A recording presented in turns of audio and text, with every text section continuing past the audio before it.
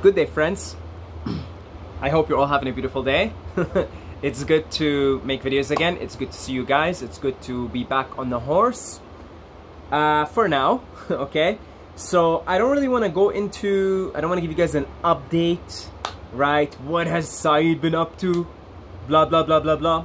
I just want all my videos moving forward to just sort of be a reflection of what I have been up to in the last few months. And yeah, so I just want to get on with it. I want to get started. So today's video topic, it's really two topics, two subjects that are basically the same thing. I just want to merge them, you know, and make it easier to understand. So basically, the two subjects we're going to talk about in this video, and we're going to relate them to each other and intertwine them because they are intertwined, is the nature of reality and Breatharianism. Okay? And you'll see why Breatharianism, because it seems different, right? Like nature of reality, Saeed, nature of reality, okay, cool, philosophy, but then Breatharianism is living without food, right? Living without having to eat. Okay, so you'll see that it's exactly the same thing. And I just want to connect the dots here. I want to connect these two seemingly different subjects. Okay, so first I would like to start with the first Hermetic principle, which is all is mental. The all is mental. Everything is mental. Everything physical is a manifestation of a mental principle. In other words, all energy, all matter is merely energy condensed to a slow vibration. And that combines the third Hermetic principle, which is the law of vibration. Everything vibrates at a certain frequency. So basically this physical concrete reality is a slow vibration. It's like, think of a vibration as a radio channel, as a TV channel, right? Like you got a remote control and you go from channel 1 to channel 2 to channel 3 to channel 4, and it's the same thing. There is like basically an infinite levels of vibrations, and each vibration is a particular radio channel, radio station, or a TV channel. And you're like holding the remote. The remote is your mind, okay? Your mind, your attention. Wherever attention goes, energy flows. So that's where your mind, your mind is the remote control. So when you think negative thoughts, you're tuning in into a certain TV channel where, you know, it's all fear-mongering. You know, you guys must be familiar with that, with the whole Coconuts 19 and all that nonsense that's going on, right? People who are afraid that their mind is hijacked, the remote control is tuning in into certain TV channels. Okay, so this physical vibration, we're all coming here, our TV channel, our remote control, sorry, tunes in into a particular TV channel where everything is physical and everything takes time to happen, right? Like you know, you don't, like in a higher vibration, you just manifest things mentally. Like you could just sit down, think of an apple, boom, an apple pops. Now, it's not to say you can't do it in this physical reality, but we're all born into this slow vibrating physical reality, and then we can do what we want with that. Okay, meaning we can train our minds to start to perceive other frequencies, to tune in into other TV stations, other radio stations. Okay, so all is mental. That's the first Hermetic principle. Very important. Everything is mental. Okay, look, this phone right here, okay, this is a physical thing, and it's got, you know, crystals, and it's got metals, and it's got all kinds of things. Okay, this has all kinds of things in it, like earthy metals, earth, physical, dense material. But where did it start? It started as a thought. So when this was not there, right? Let's say smartphones. Somebody thought of it, and then it became a physical reality. And you can take that and extrapolate it into everything else. The house you live in. It was once a concept in someone's mind. They drew it on paper. And then the physical manifestation, which takes time, took its time, and then you have a house. Okay? Not that difficult to understand that everything started as a thought, as a mental image, as a thought, hey, it would be cool to do that. You know? The first tool, you know, the first tool that mankind came up with. First they thought of it. Maybe they looked at a tree. They saw a tree branch, perhaps, right? A fallen tree branch. And they're like, you know, they thought maybe I could do this with it. And then they made a tool. Like, oh, cool, look. Right? I have a tool. I can, and then start to make a house out of it or something. Okay? So as you can see, the all is mental. This is extremely important, and it's why it's the first principle, the first Hermetic principle. All is mental. Everything, all matter is energy. And what is mental, what is energy? It's simply spiritual.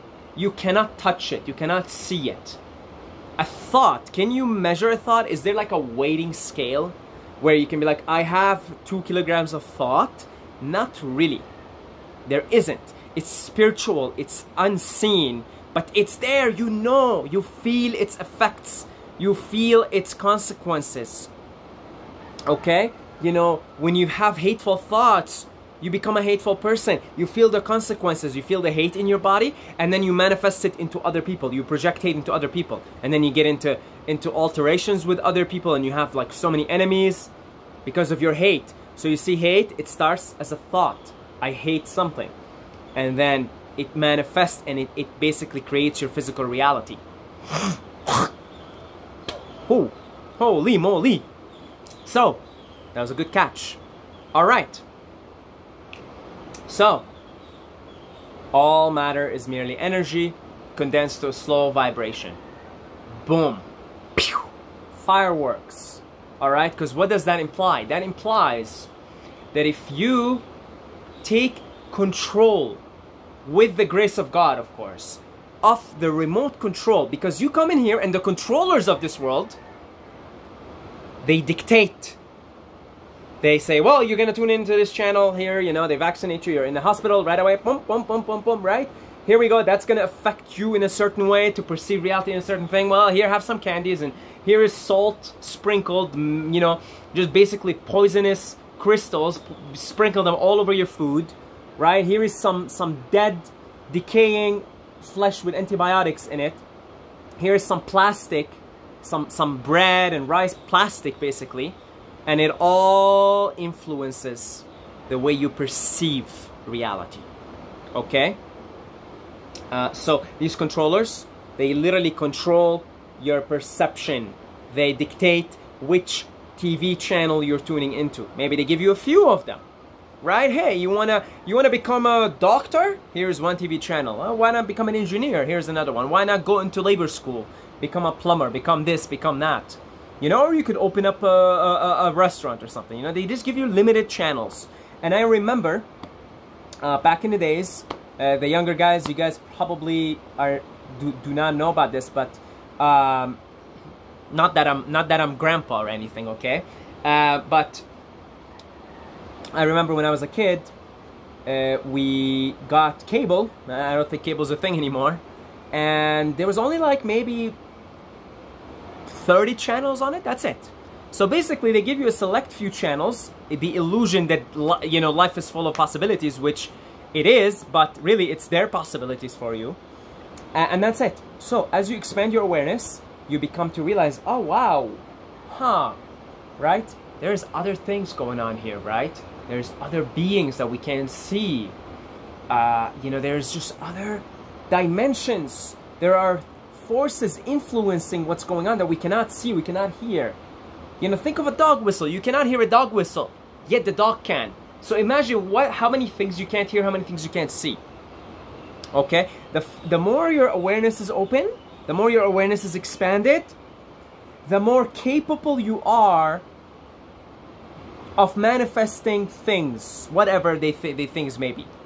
Okay? The more aware you are, the less susceptible to control you are, and the controllers want to enslave humanity and keep everyone controlled. Okay? So, that's the first principle, and we will get further into the other 6 Hermetic principles, perhaps in another video, okay? Because they all tie in. It's you know, it's one. I recommend if you're interested, just go type on YouTube the Hermetic Principles, the 7 Hermetic Principles audiobook. You should find something about 4 hours and 4 minutes. Listen to that. It's beautiful, and this is like one of those timeless books. I've listened to it several times before, and I'm listening to it now like it's new again.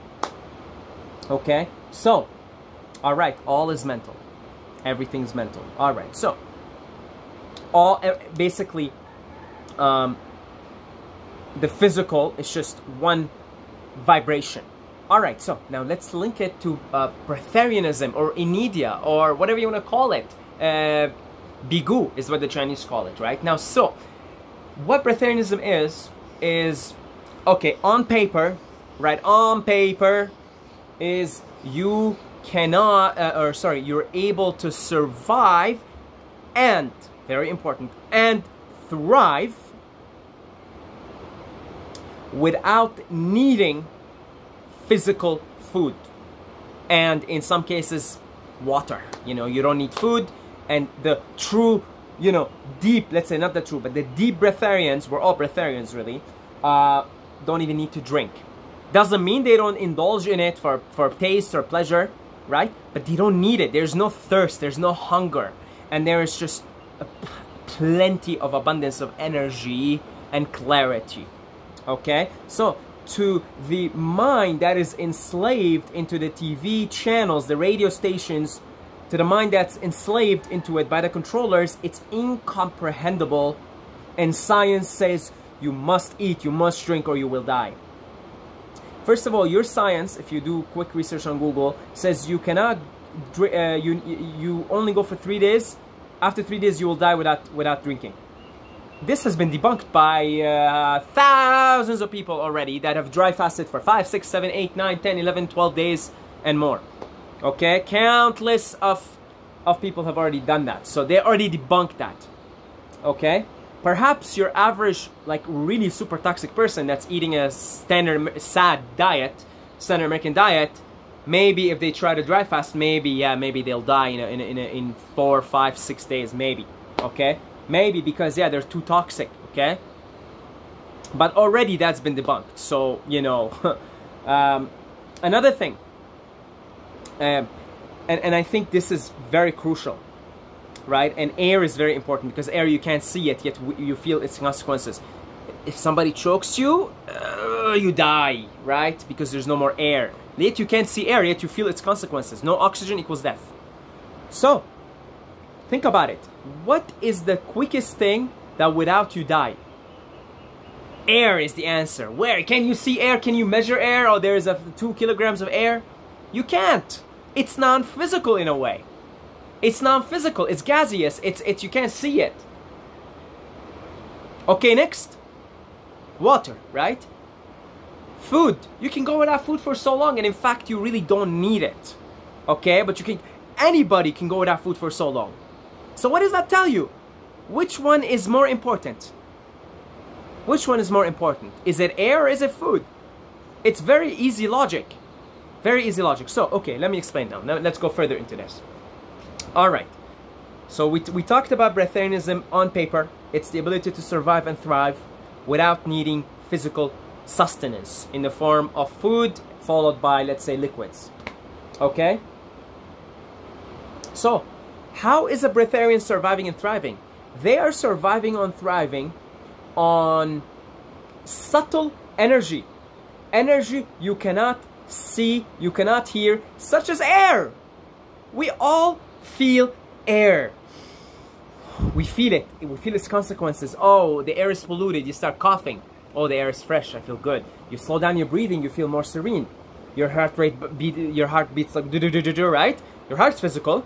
but it's going like this because it's breathing too much. It's taking this mystical element of air, too many hyperventilating, so your heart rate's quicker. Right? So, okay, that's an interesting one. You cannot go without air a few minutes. If you're Wim Hof, maybe longer, right? But you get what I'm saying here. 10, 15 minutes, 20 minutes. I think somebody's done 20 minutes before. They've proven it on air. Nevertheless, can you go without air for an hour? Probably not. I don't, you know, maybe there is like these crazy Himalayan yogis. They can do that. But yeah, that's the quickest thing you die without. And it's non-physical. So, essentially, a breatharian is someone whose awareness is expanding to the point where they are able to sustain themselves and thrive on subtler forms of energy, unseen. So look, I am not denying whatsoever that food is not a source of energy. It is a source of energy. It's just a dense source of energy. It's a particular vibration of light. It's a particular, you know, going into the third Hermetic principle, everything vibrates. Everything vibrates. All perception, all realities are just a degree of vibration. So you got angels, for instance, are vibrating at a higher vibrations. That's why we can't see them. We're not vibrating at the same vibration. Okay? And in fact, if you ascend your energy field so much, you'll just disappear. And some people make this theory that the Mayans, because there aren't really any concrete evidence of the Mayans disappearing. So there's this theory floating around that the Mayans disappeared because all the community together, they were able to transcend and increase the frequency, the collective consciousness of the Mayan society, and they're maybe still living amongst us, we just can't see them. Okay, they're vibrating too high. Okay, so what an immediate person is, what a bigu, someone who's mastered this state, is able to do, is able to access other dimensions and be sustained from these dimensions, because everything is mental. In fact, just the belief system alone that you do not need food, if you really truly believe you do not need physical sustenance, that alone, because that's a thought, it's a belief system. Belief system is thoughts, right? That alone could be enough for you not to need to consume anymore. Now, there's a lot of freedom that comes with it. First of all, financial freedom, because you ain't gotta, you know, buy food. And the other thing is you live longer. You feel better. You need way less sleep. You have way more energy. You have way more mental clarity. You don't care what the government's doing, poisoning the water, pesticides, because you don't need to depend on. You don't depend on the government. You don't depend on the supply chain. Okay, there's so many benefits. I'm not gonna go into this right now, but I'm saying even the belief system alone could be enough, because that's a subtle energy. Thoughts. Think about it like this: when you have an inspiring thought, you ever listen to a motivational speech, and after like, let's say it's like 10 minutes, and you listen to it. I used to do this back in the days when I was hitting the gym a lot. I'd be drained on energy, and I'd listen to some motivational speech. I'd be like, whoa, he's right, man. I could do anything. I could do anything. And I'd get up and I'd go to the gym and I'd just get all this energy. What happened there?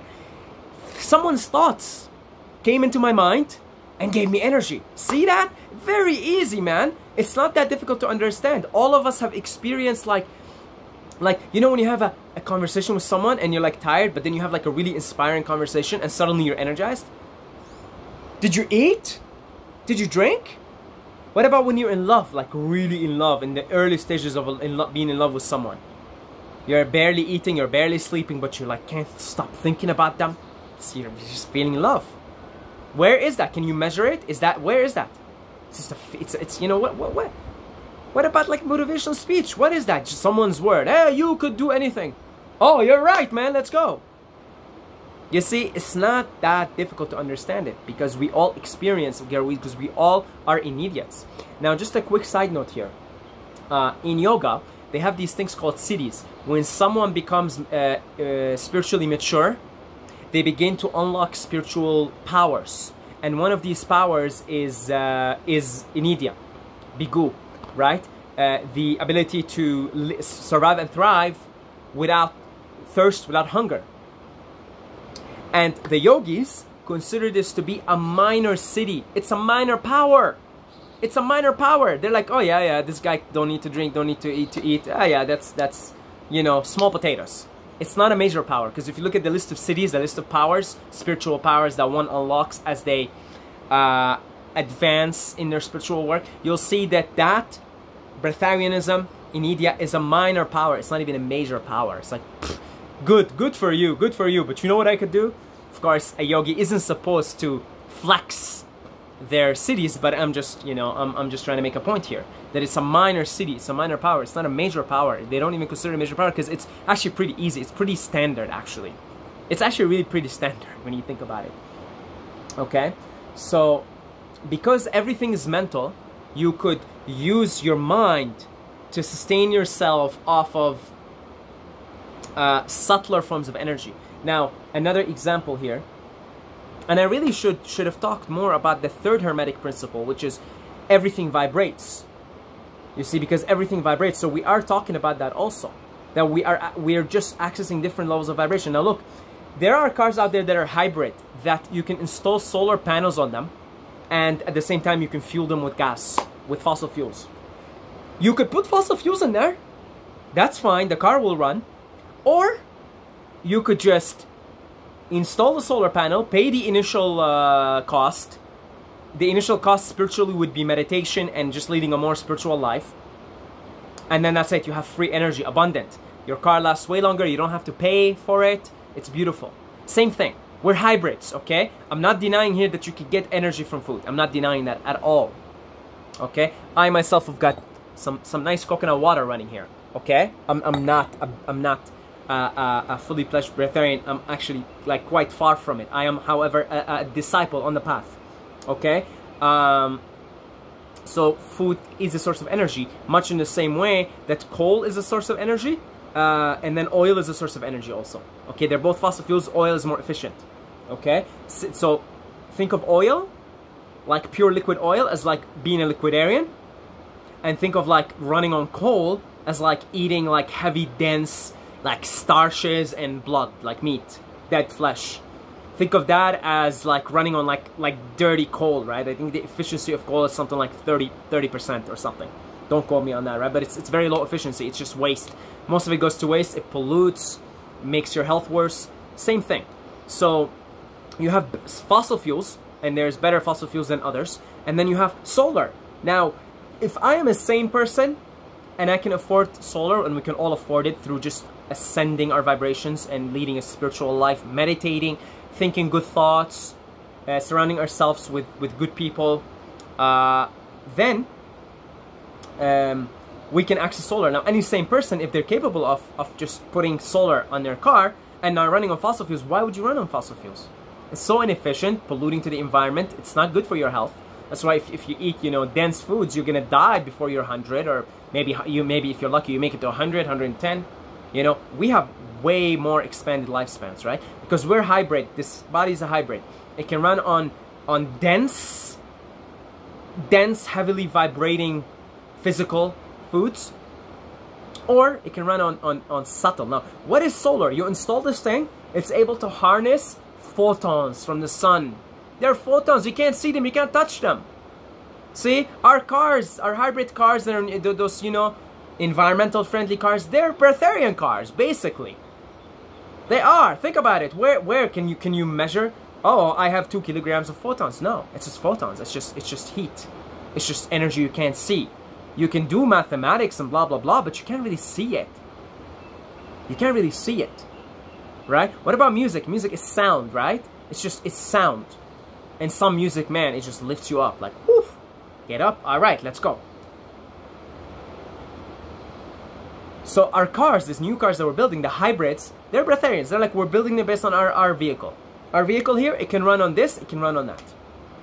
It can run on this, it's up to you. What do you want to do? Up to you. God doesn't care. God doesn't judge you. Oh, you know, oh, you want to do this? All right, fair. Go ahead. Boom. Okay. So, yeah. So I wanted to link these two concepts here for you to understand this more. Because yes, from the enslaved modern human mind, the idea of not eating physical food is ludicrous. Ludicrous. But really, you're eating just other things, you know? Your hybrid car with the solar panels is eating photons for energy. All right, it's eating photons. So when you meditate, you are able to access those photons from the ether, from the air, and from the world of the unseen world. You're able to do that when you meditate, right? There's so many different methods of meditation, and you have to pick one that resonates with you the most, that energizes you the most. When you meditate, you access those energies, you access those subtler frequencies, and then that can power you. That can be your food. And naturally, you just naturally begin to crave less and want less physical dense matter, because you just know, like, your vibration starts to go up, and then you realize when you eat, you know, I'll give you a few examples. So I watched a little bit about Rastafarians today. Somebody went to Jamaica, went to this like really hardcore Rastafarian community, and the higher priests, they only eat fruit, and they eat little. Okay, because they say we are getting powered from the air and from, you know, from God.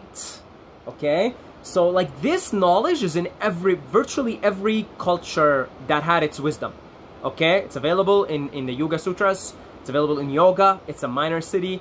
The Chinese, the Taoists, they call it Bigu. In Greece, they called it Inidia. So like, again, because our modern human mind is so dense and so corrupt, and it's so controlled, we just think it's ludicrous, it's crazy. But when we actually get in touch with what we know, who we are, because we are spirit, our presence alone is enough to power us. That's what's funny about this whole thing. Okay, when you meditate, you're trying to access more of your own presence. So to access those photons, you already have solar panels here, but to access them, you meditate and you sleep is unconscious meditation.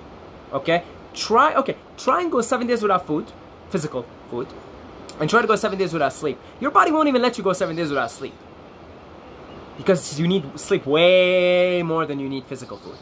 In fact, after 7 days of no food, even though you may still be tired because your body's detoxing, but your immune system has reset, your bowels are feeling a lot better, you're healing everything. How is it, if we really need physical food, if we really need it, how is it that you go 7 days without it and like ailments are just healing? If we really needed something, like sleep we need, or some form of meditation at least, because sleep is unconscious meditation, that we need. So you go, the longer you go without sleep, the shittier you feel, the worse everything is. Your immune system's compromised, everything is compromised here. But the longer you go without food, 2 days, 3 days, 4 days, 7 days, the more healing you're doing. And that's just like, at this point, fact, you know, that's, you know, the power of fasting is just factual at this point. Ask yourself this, if you're still not understanding this, ask yourself, how come I go 7 days without food, and then I go do blood tests, blah blah blah, etc., and I you know, and you feel, I'm like, how is my bowels are feeling better? How come, you know, I feel more clarity? How come, you know, I'm healing? And then 7 days, you can't even go 7 days without sleep. Body won't let you.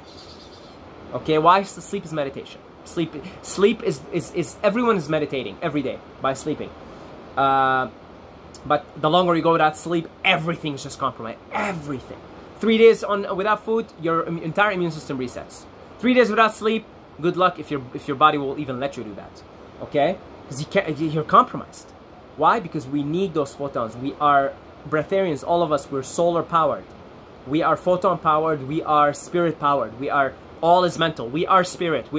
All is spirit, essentially. That's what meant the first Hermetic principle is saying. All is mental. Everything spiritual. So you are spirit, I am spirit, and that's what we're powered by. And that's why we need to sleep. Whereas really, the further you go without food, the more you heal. You do 21-day water fast, you'll heal most of your ailments, for a lifetime of ailments. You'll heal like 95% of them, 90% at least. Okay? 21 days without sleep, good fucking luck, unless you're meditating 24/7. Meditation, huh? See? We're all breatharians, we're all idiots. Okay? Now you may say, okay, well, I get it, but I still want to eat. Kudos to you, man. I'm still eating, you know. I'm mostly on liquids these days, but I'm mostly eating. I'm still eating. Okay. I don't plan on being a breatharian anytime soon, but I understand it more. I meditate more. I sleep more, because that's what's really giving us energy when you think about it. And again, I'm using very simple logic here, extremely simple logic. 7 days on water on a water fast, versus 7 days with no sleep. Your body won't even let you. Your body won't even let you go without sleep for 7 days. Again, unless you're meditating 24/7, then yeah, you don't need sleep. What we really need more than anything is air. Subtle. There's things in the air. You can extract everything from moisture. You can extract everything from the air. What we really need is air and meditation, sleep, photons, cosmic energy, mental. All is mental. We're mental beings. We're spiritual beings. All is mental. Everything is mental. Why would you want to be a disciple of the path of Inidia? Simple, because you live longer. You have way more energy. You need like just a couple of hours of sleep when you're fully at that stage.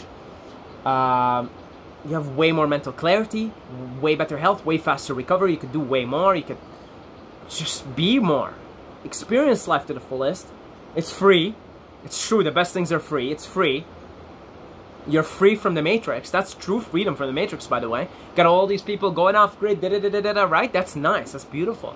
But the highest form of freedom of the matrix is not needing anything from the matrix. And I'm talking both. Not needing anything from the inorganic matrix, that's the controller's matrix, but also the organic matrix, maybe just air. Okay? It's freedom. It's more self-realization. Don't even get me started on the benefits of it, okay? So remember, all is mental. We're all spiritual mental beings. That's what really powers us. That's why we absolutely need sleep. We absolutely need, basically we absolutely need meditation, cosmic photons, solar. Either in the form of sleep, unconscious meditation, or in the form of conscious meditation. And preferably for us modern corrupt human, both. I try to get so much sleep and try to meditate for 1 to 2 hours a day. These days. Anyway, okay? Alright? So hopefully this video was educational and logical. Very logical. Again, you know, Inidia and Breatharianism is so logical. It's so logical. Like, extremely logical. That's why it's a minor city. That's why the yogis say it's a minor city. Of course it's a minor city. It's extremely easy to grasp and understand. It's very logical. Okay? Okay, guys. I love you. And it's good to make videos again. If you would like to make donations, I have links down below if you want to donate to this channel. Or if you want to book consultations, I also have a link down below if you want to talk about anything. Okay? You want to consult this idiotic, moronic, babbling monkey, okay? You could book a consultation down below. I love you guys, and I'll see you in the next video.